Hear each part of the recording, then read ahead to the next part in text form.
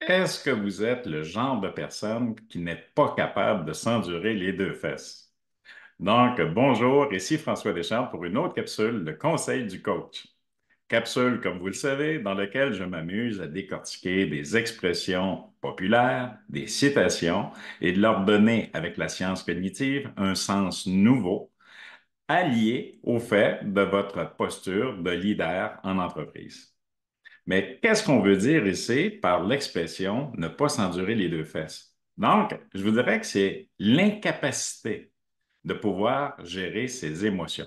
Ça présente un malaise intérieur que nous pouvons avoir comme leader en entreprise qui vient affecter notre humeur. Donc, d'avoir une mauvaise humeur persistante et mauvaise humeur, bien entendu, qui va déteindre sur notre environnement, amener un désaccord de soi à soi et un désaccord, bien entendu, avec les gens qui composent notre environnement.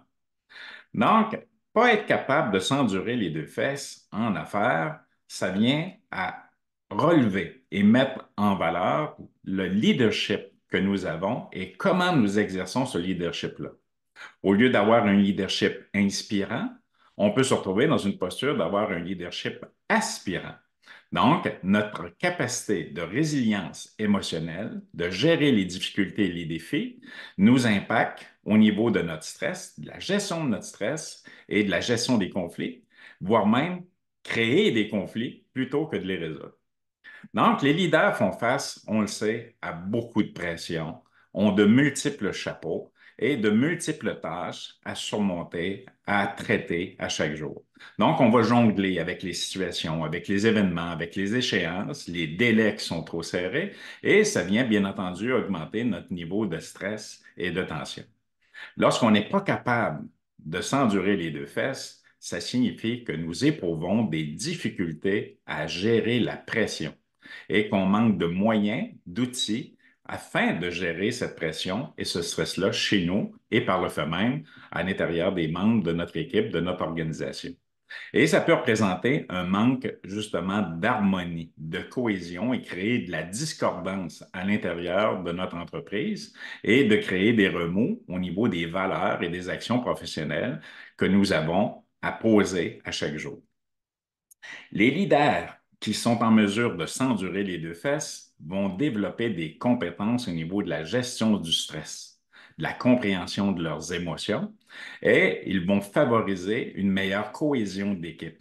Ils vont réaliser à ce moment-là des projets, des objectifs organisationnels qui sont porteurs et qui vont être bienfaisants pour l'ensemble de l'organisation.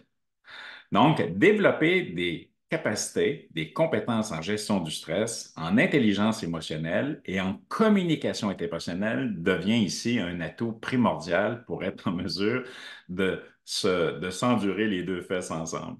Donc, apprendre à gérer ses émotions, c'est un must pour les leaders en entreprise et bien entendu de développer les talents, les capacités d'un leadership inspirant plutôt qu'un leadership aspirant, comme je le mentionnais tantôt.